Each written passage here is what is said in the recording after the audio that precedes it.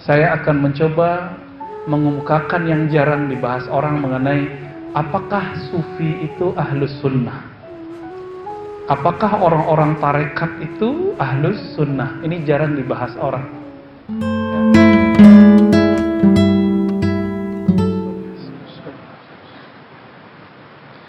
Assalamualaikum warahmatullahi wabarakatuh. Innal hamdalillah nahmaduhu wa nasta'inuhu wa nastaghfiruh wa na'udzu billahi min shururi anfusina wa min sayyiati a'malina. من يهده الله فلا مضل له ومن يضلل فلا هادي له أما بعد اللهم فقهنا في الدين وعلم التأويل وافتح لنا يا ربنا كما فتحت لعبادك الصالحين آمين يا رب العالمين. Sahabat-sahabat dimuliakan Allah, saya itu masih jadi santri di saat Kiai Idrus Ramli udah jadi kiai. Ya. Jadi saya itu levelnya level murid bagi beliau. Jadi nanti akan ba'da isya istifadah, ambil banyak-banyak ilmu beliau. Kalau saya insya Allah kalau umur panjang setiap bulan sekali di sini. Tapi kalau beliau jarang-jarang ke sini ya. Terlepas dari kecenderungan pergerakannya, saya tidak ada urusan dengan itu. Yang penting beliau sudah menjadi ulama di saat saya masih menjadi santri ya. Kemurnian akidah ahlus sunnah, itu tema kita. Baik. Nanti untuk kajian akidah ahlus sunnah yang versi ilmu tauhid, ilmu kalamnya, silakan gali dari beliau, mungkin kritiknya segala macamnya. Saya akan mencoba mengemukakan yang jarang dibahas orang mengenai apakah sufi itu ahlus sunnah. Apakah orang-orang tarekat itu ahlus sunnah? Ini jarang dibahas orang. Ya. Ini yang akan kita bahas. Jadi sebelum antum tanya, saya yang tanya dulu ke diri saya sendiri ya. Sebelum menjawab siapa itu, apakah akidah sufi, akidah tasawuf, maka kita tanya dulu, apakah yang disebut tasawuf, siapakah yang disebut sufi?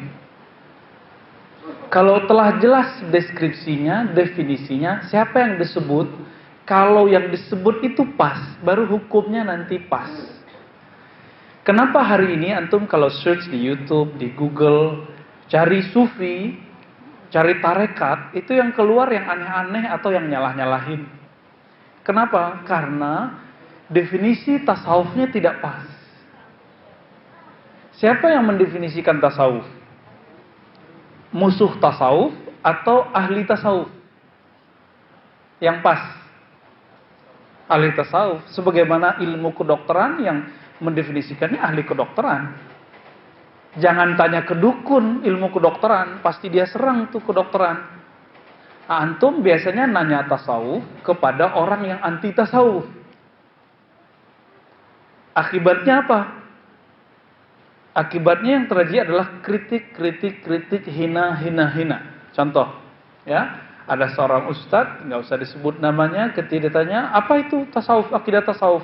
Jawabannya zindiq, ya, dengan kefasahan bahasa Arabnya, zindiq, gitu ya.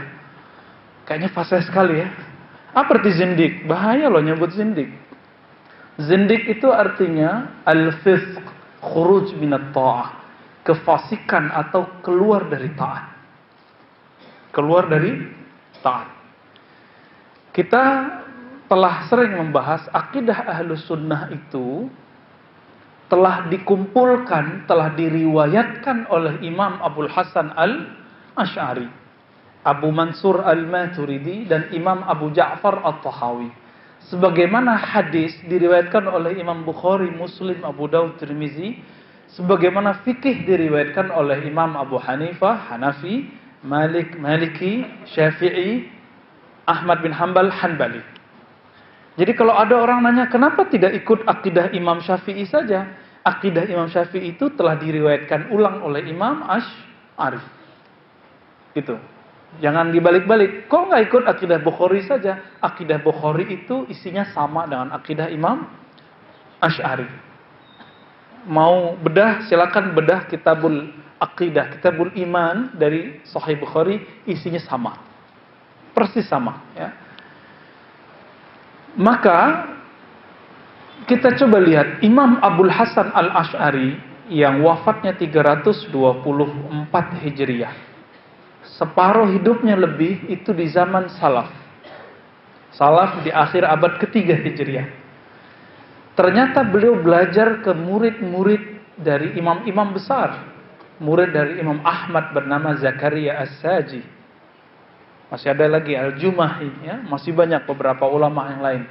Apakah pernah Imam Asy'ari berguru kepada sufi? Baru nanti kita ketahuan siapa itu sufi. Saya sudah bedah-bedah, ternyata baru ketemu dalam kitab Tabaqat Syafi'iyah Al-Kubra. Tabaqat Syafi'iyah Al-Kubra, karya seorang imam ahli hadis bermazhab Syafi'i, namanya Imam Tajuddin As-Subki.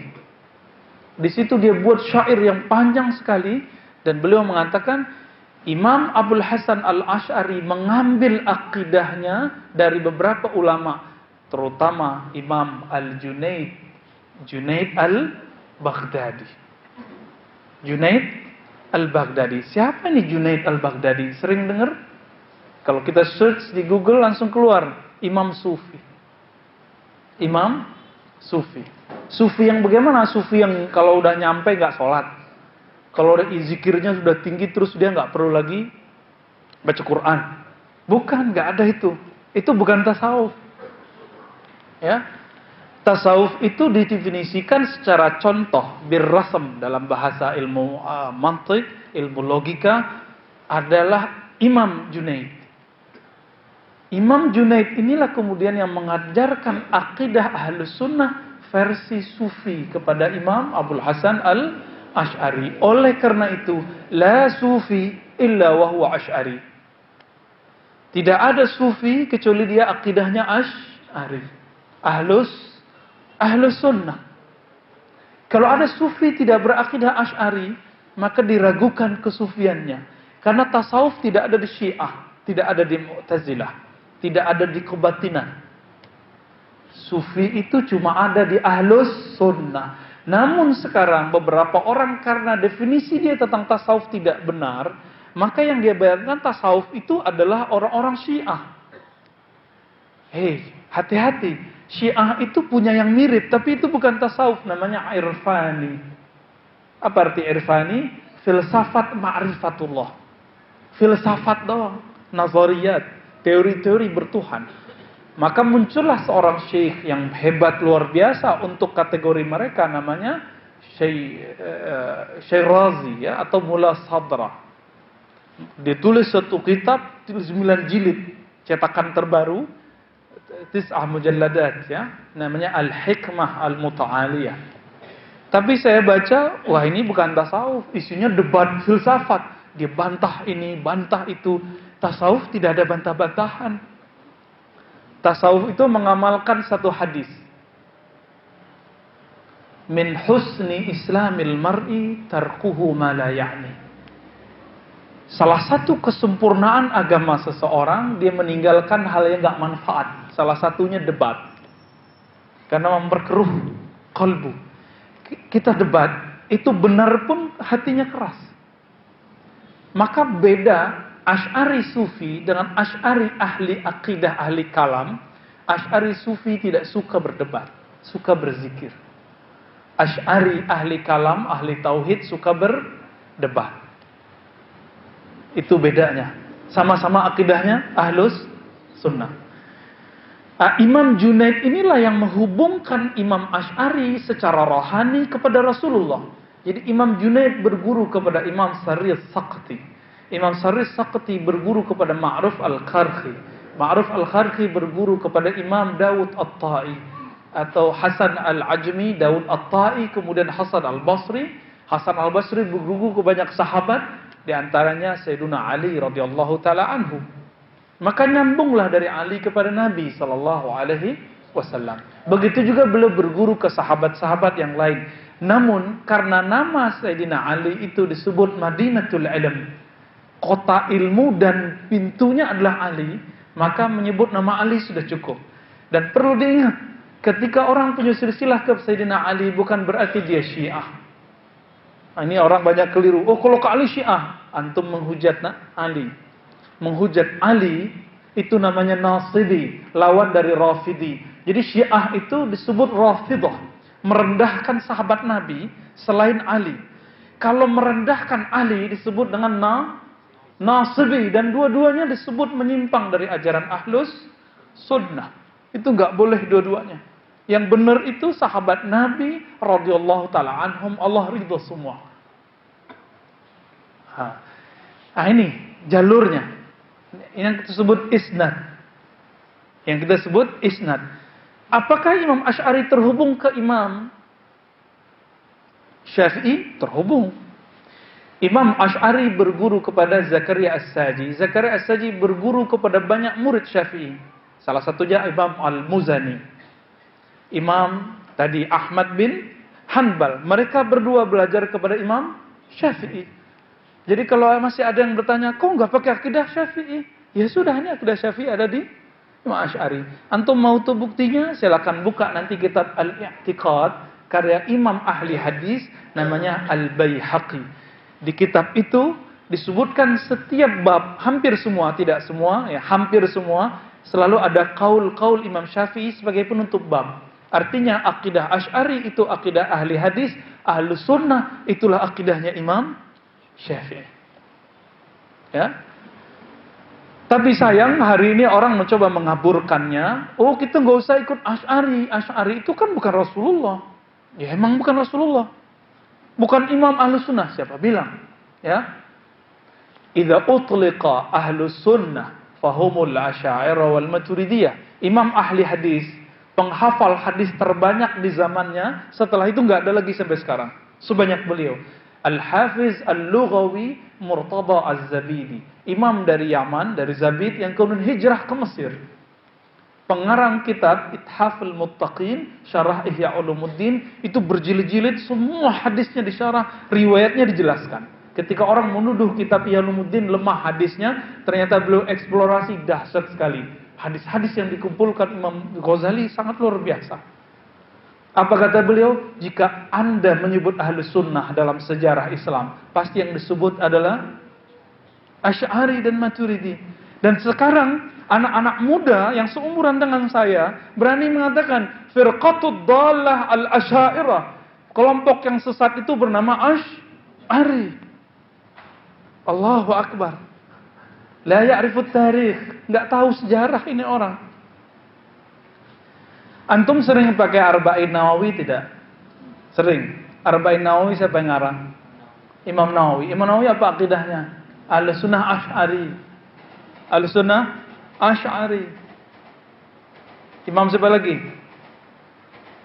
Kalau belajar di pesantren ada kitab-kitab Hasyiyah karya Imam Zakaria Al-Ansari. Itu juga Imam Asy'ari, bahkan semua tarekat sufi dia punya. Semua tarekat sufi dia punya, Naqsyabandiyah, Qadiriyah, tapi dulu belum ada namanya Tijaniyah, ya, adanya Syaziliyah, Khalwatiyah, semuanya dia punya. Dia punya semua itu, ya. Kemudian dia punya murid, muridnya punya murid lagi, jadi dia punya murid Maulana Imam Ramli. Imam Ramli senior dan Maulana Ramli yang junior itu punya murid namanya Imam Al-Kushashi Al-Madani. Imam Kushashi. Imam Kushashi ini punya murid di Indonesia namanya Burhanuddin, yang kemudian dia dikenal belajar ke Aceh juga, ya. Burhanuddin ini lebih tepat berguru ke muridnya, ya, namanya Al-Qurani, dan kemudian juga Abdul Rauf As-Sinkili. Abdul Rauf ini langsung ngambil Al-Kushashi. Dari Abdul Rauf ini kemudian berkembanglah ke Burhanuddin, ya. Jadi Burhanuddin, Abdul Rauf Singkel, ya, pernah dengar Singkel Aceh? Abdul Rauf berguru ke Imam Kushashi. Kushashi punya khalifah pengganti namanya Al-Qurani. Mereka semua ahli hadis. Ahli hadis, bukan ahli hadas. Hafal ribuan hadis. Maka dulu Sufi, Asy'ari, Muhaddis, Faqih, semua gabung. Gabung di satu orang itu. Kalau mau ngaji hadis ke beliau, ngaji fikih ke beliau, ngaji akidah ke beliau, ngaji tasawuf tarekat sufi ke beliau. Dulu ada isu berkembang di Nusantara ini, di negeri kita, mengenai wujudiyah. Kelompok yang mengatakan zatku zat Allah, sifatku sifat Allah, ya. zat ingsun, zat Allah gitu. Itulah yang disebut ajaran Syekh Siti Jenar wallahu alam ya. Sebelum itu sudah ada di Aceh. Maka orang Aceh berkirim surat kepada Syekh Al-Qurani. Siapa yang berkirim surat? Guru kami, ahli filolog, Profesor Dr. Oman Fatur Rahman, kemudian mempertegas orang itu adalah Syekh Abdul Rauf Al-Singkeli ya, yang berkubur di Aceh. Pasti sudah ada yang ke sana ya, atau mungkin orang sana. Beliau itu kirim surat ke Madinah. Maka dulu akidah ulama Aceh, ulama Sumatera, ulama Malaka, ulama sampai ke Sarawak, sampai ke Jawa, semuanya itu berporosnya ke Madinah. Imam siapa tadi? Al-Qushasi dan Al-Qurani. Qushasi berguru ke Ramli berguru kepada Imam siapa? Zakaria Al-Ansari ya. Ramli junior, kemudian Ramli senior, lalu Imam Zakaria Al-Ansari. Semuanya. Namun generasi ini kemudian mulai pudar mungkin karena faktor penjajahan, tapi masih berkembang di daerah Pariaman ya, di daerah Aceh itu masih ada yang nyimpen. Saya masih ketemu dengan orang-orang yang menyimpan itu. Maka muncullah kebangkitan berikut. Kebangkitan berikut muncul dari generasi di akhir tahun 1800-an, kita sebut abad 19. Maka muncullah di Sumatera ada Syekh Al-Hafiz Al-Mukri Abdurrahman dari Batu Ampar ya. Itu kakeknya Bung Hatta, umurnya panjang 150 tahun. Kemudian generasi murid-muridnya muncullah kemudian Syekh Sulaiman Rasuli di Sumatera sana, Syekh Abdul Wahab Rokan ya. Kemudian di Jawa ada Maulana Syekh Hashim Ash'ari, ada pendiri Muhammadiyah siapa? Syekh Ahmad Dahlan. Guru mereka bernama di Semarang namanya Syekh Saleh Darat. Mereka semua itu belajar di Mekah. Kalau tadi porosnya di mana? Madinah, sekarang di Mekah. Di Mekah mereka berguru kepada Syekh Ahmad Khatib Al-Minangkabawi, berguru kepada Syekh Termasi, Mahfud Termasi dari Termas, Pacitan. Jawa mana tuh? Jawa Timur apa Jawa Tengah? Ya. Itu generasi luar biasa. Kemudian juga ada Mahmud bin Kinan Al-Palimbani, ya. Juga ada, tapi dia berjuang di negeri ini, namanya Syekh Arsyad At-Tawil, murid dari Syekh Nawawi Al-Bantani. Ya, dia Bantani kemudian dibuang ke daerah Manado sana. Mereka semua itu terhubung kepada Said Bakri Shatta. Said Bakri Shatta terhubung kepada Said Ahmad Zaini Dahlan yang dulu face to face berhadapan dengan pembunuhan Wahabiyah. Maka dia tulis buku Fitnah Al-Wahabiyah. Itu buku ditakuti oleh orang-orang yang kemudian punya keilmuan sanad kepada Wahabi. Maka ganti nama jadi Salafi. Itu sebabnya. Kenapa? Wahabi itu identiknya berdarah-darah. Antum baca buku itu sudah ada PDF-nya, bahkan sudah diterjemahkan ke bahasa Indonesia. Judulnya apa? Fitnatul Wahabiyah. Fitnah artinya kekacauan yang disebabkan oleh Wahabi. Saya nggak mau cerita isinya ya. Mengerikan sekali ya. Dan itu berulang lagi tahun 79, mereka bawa senjata namanya Juhaiman. Maka pecahlah Wahabi yang ilmiah dengan Wahabi bersenjata. Nah, Wahabi yang ilmiah itu menyebut dirinya sekarang Wahabi murni, Wahabi resmi. Mereka cuma ngaji-ngaji aja, tapi kita diteror dengan kata-kata bid'ah, sesat gitu ya. Tapi masih mending lah daripada yang bawa-bawa senjata ini, yang mengerikan sekali. Juhaiman namanya. Dia mantan murid dari Syekh bin Baz rahimahullah, lalu kemudian kecewa dengan tim Hizbah. Tim Hizbah itu amar ma'ruf nahi mungkar, kok lelet sekali. Maka dia nggak tahu dapat senjata dari mana, masuk ke Ka'bah, dibredel tuh orang. Guru kami Maulana Syekh Ahmad Marwazi, orang Betawi, orang Kuningan sini, menyaksikan dengan matanya sendiri itu bagaimana orang ditembak begitu ya. Beberapa tempat masih ada bekasnya. Terjadi lagi. Mereka menghalalkan darah sesama muslim. Bagaimana kita tidak muslim? Kenapa? Antum suka ziarah kubur, antum tawassul, udah kafir bagi dia sudah. Nah, ulama kita silsilah ilmunya bukan ke mereka, ke siapa? Ke Sayyid Ahmad Zaini Dahlan yang beliau itu langsung berhadapan dengan mereka. Beliaulah mufti Syafi'iyah di Mekah. Imam di Mekah waktu itu. Maulana al-Imam Sayyid Ahmad Zaini Dahlan. Taib. Marhaban. Al-Alamah Syekh Idrus. Fadal.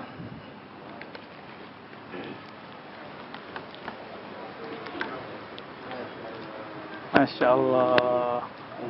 Ini kita nggak pakai tol al-badrun. Nggak pakai rebana. Fadal.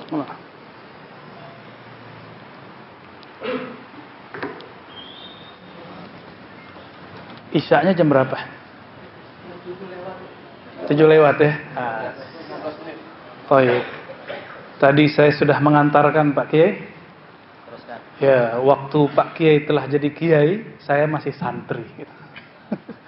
Ya, mohon berkah ilmunya nanti. Ya. Saya teruskan sedikit, habis itu silakan Pak Kiai buka lagi, nanti lanjut ke Ba'da Isya. Kalau saya tiap bulan di sini, aman. Nanti Pak Kiai karena jarang di sini, kita pelorotin ilmunya banyak-banyak Ba'da Isya. Ya. Mohon izin sebentar Pak Kiai. Taib, tadi kita sampai di Maulana al-Imam Sayyid Ahmad Zaini Dahlan. Ya, Sayyid Ahmad Zaini Dahlan. Nah, Imam Ahmad Zaini Dahlan inilah kemudian yang paling berani menentang face to face kelompok Wahabi. Bayangkan dia di Mekah. Langsung berhadapan-hadapan. Syukurnya kitab-kitabnya telah muncul, telah bisa kita akses di dunia maya, ya. Kitab yang saya sebut tadi apa namanya? Fitnatul Wahabiyah. Ada satu lagi yang ilmiah. Ar-Raddu 'alal Wahabiyah. Di situ dia membahas tentang tawassul. Ketika dan ini berlanjut loh ya. Jadi ternyata kesalahan itu, gagal faham itu diwariskan turun-temurun. Apa pemahaman Wahabiyah terhadap tawassul? Tawassul itu minta ke makhluk, maka syirik. Maka dianggaplah semua Asy'ariyah yang bertawassul musyrik. Itu kesalahan ini kemudian turun-temurun. Sekarang silakan cek buku kitabnya Syekh Saleh Fauzan, masih hidup. Dan dia menyebut orang istighasah tawassul dengan asyirkul akbar. Wajar di Bangladesh, di Sri Lanka orang lagi tawassulan, maulidan dibom. Kenapa? Dianggap syirik. Jadi kesalahan itu kok diwariskan gitu. Ya, ini kemudian yang bikin kita sedih. Dan alhamdulillah di negeri kita punya yang dari dulu orang setelah kenal pendekar yang melawan Wahabiyah ya.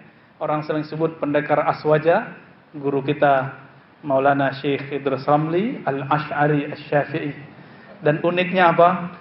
Beliau ini nggak pernah secara formal ngaji di Arab, tapi ilmunya melebihi khirij, ya, tamatan Arab gitu. Jadi ternyata negeri kita punya keunikan dan Jawa itu salah satu yang masih mempertahankan hari ini tradisi itu. Saya ingin langsung kasih ke beliau, semoga beliau berkenan walaupun 20 menit ya untuk membuka memanas-manasi kawan-kawan. Tafadhal Maulana.